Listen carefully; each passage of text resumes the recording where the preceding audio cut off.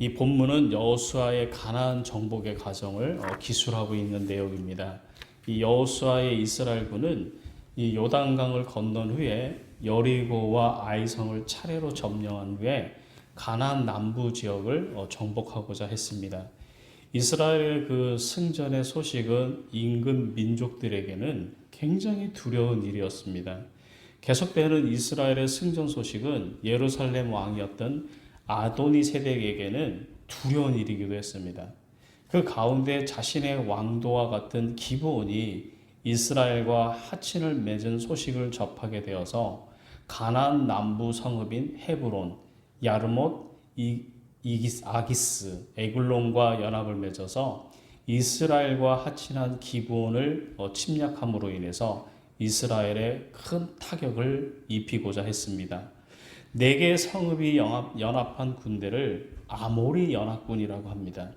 그때 아모리 연합군의 위협으로 위기에 봉착했던 기브온은 이스라엘을 찾아가서 도움을 호소하게 되고 여호수아는 이스라엘 군대를 이끌고 아모리 그 연합군과 일전을 벌입니다. 그때의 하나님의 도우심으로 이스라엘 군대는 아모리 연합군과의 싸움에서 크게 승리를 합니다.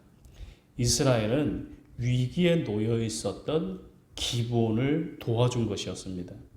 이스라엘이 기브온을 도운 이유는 그들과 하친을 맺었기 때문이기도 하지만은 기브온이 가나안 지역 가운데 가장 약하고 어려움에 봉착해 있었던 곳이기 때문이기도 합니다. 우리는 여기서 여러분 중요한 것이 있습니다. 하나님을 믿고 있는 진정한 성도라면 또한 진정한 교회라면 위기와 어려움에 처한 자를 돕는 사람이고 또한 돕는 교회가 되어야 된다는 것을 우리는 알게 됩니다. 그러면 여러분 우리가 본문 속에서 누구를 돕는 일에는 어떠한 자세가 정말 필요할 것이라고 여러분 보십니까? 이스라엘과 기브온의 화친의 조약은 이스라엘이 기브온을 공격하지 않는다는 것이었습니다.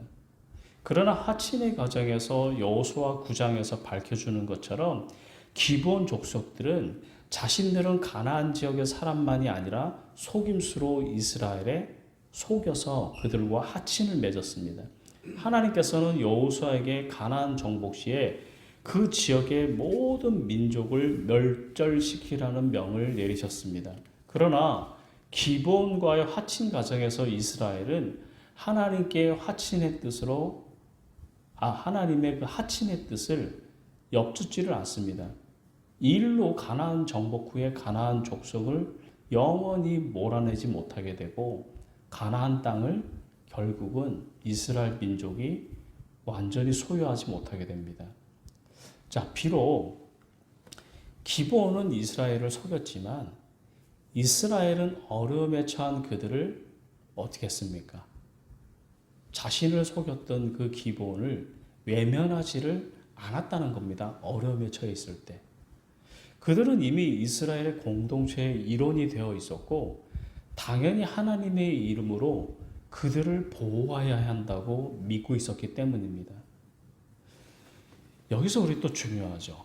하나님께서 도움을 줘야 하는 경우 절대 예외를 두지 않으신다는 겁니다.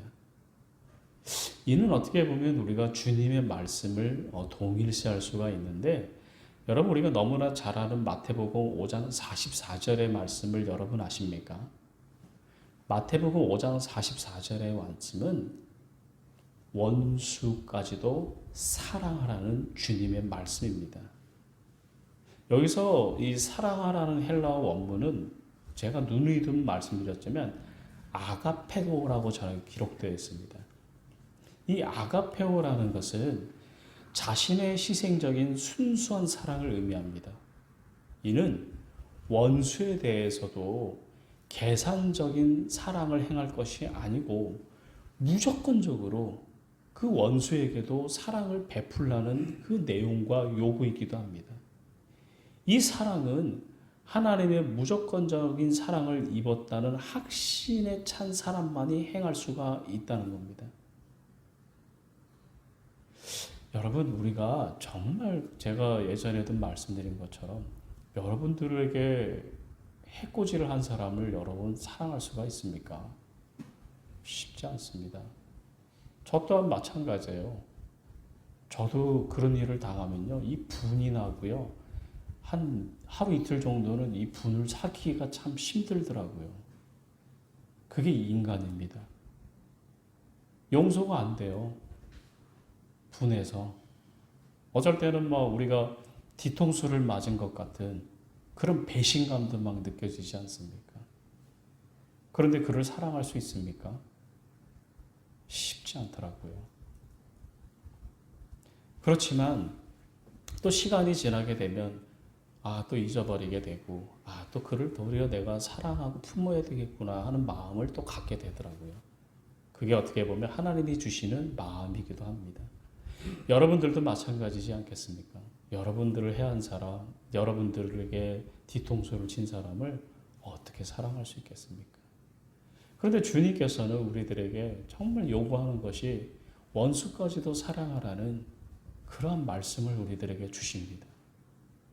우리는 여러분 아가페의 그 사랑을 입었습니다. 우리 모두가 아가페의 그 사랑으로 정말 내 가지고 있는 나이가 해함을 얻은 사람까지도 사랑하는 마음을 갖기를 바랍니다. 여러분, 그리스도인에게 또한 도움이라는 것은 정말 우리들에게 도움을 요청하는 사람에게 제한을 가져서는 안 된다는 것을 의미합니다. 여러분, 비록 나를 속인 자라고 할지라도, 나에게 해를 입힌 자라고 할지라도 도움의 손길이 필요하다면 주님의 말씀을 따라서 도와야 한다는 것을 주님께서는 우리들에게 요구합니다. 이것이 진정한 그리스도인의 모습이고 참된 도움이라는 것을 우리들에게 또한 알려주고 있습니다. 절대 쉽지 않습니다.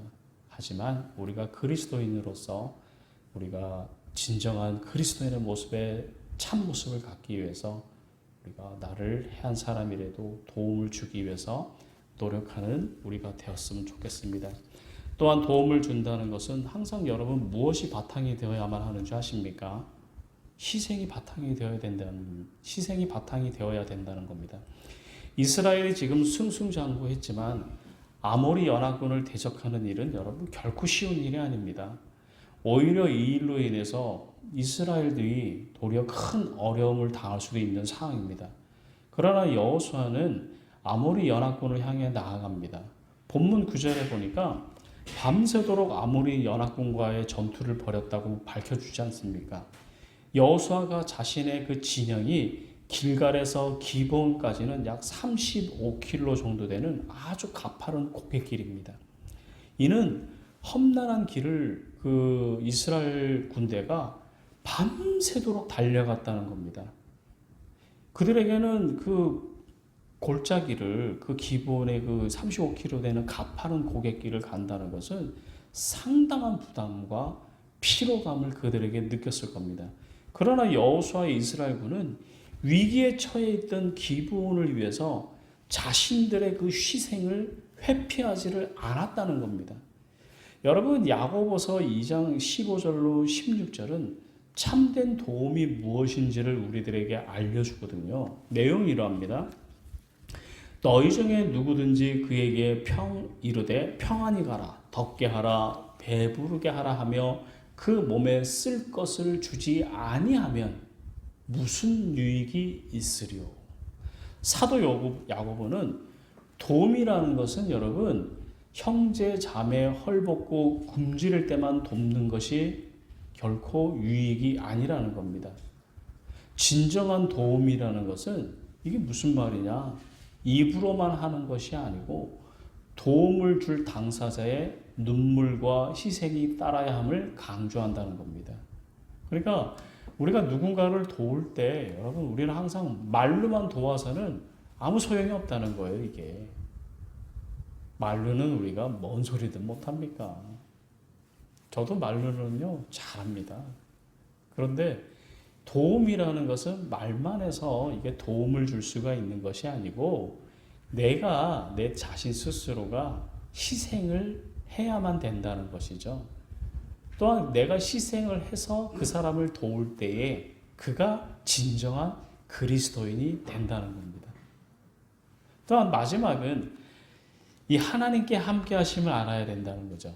이스라엘군이 아모리 연합군을 향해 나아갈 때 하나님께서는 여호수아와 함께 하실 것이라고 본문 8절에서 알려줬는데, 여호수아와 함께 하신다는 하나님의 약속은 본문 11절에서 12절에 아모리 연합군을 섬멸할 때에 하나님께서 우박과 태양의 멈춤을 통해서 우리들에게 보여주셨다는 겁니다. 이 과정은 본문 14절 하반절에 이렇게 증거하죠. 여호와께서 이스라엘을 위하여 싸우셨음이니라.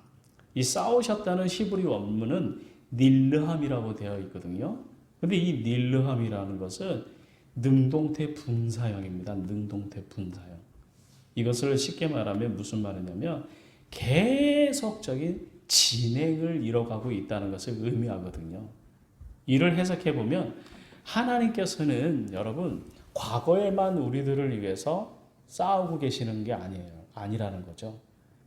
지금도 계속해서 여러분들에게 도움을 행하기 위해서 하나님께서는 일을 하고 계시다는 거예요.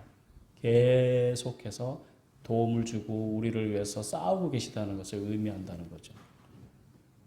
하나님께서는 여러분 과거뿐만 아니고 현재에도 언제나 하나님의 백성들을 지키기 위해서 하나님 자신이 싸움을 계속하고 있습니다. 여러분, 인간에게는 무엇이 있습니까? 한계가 있지 않습니까?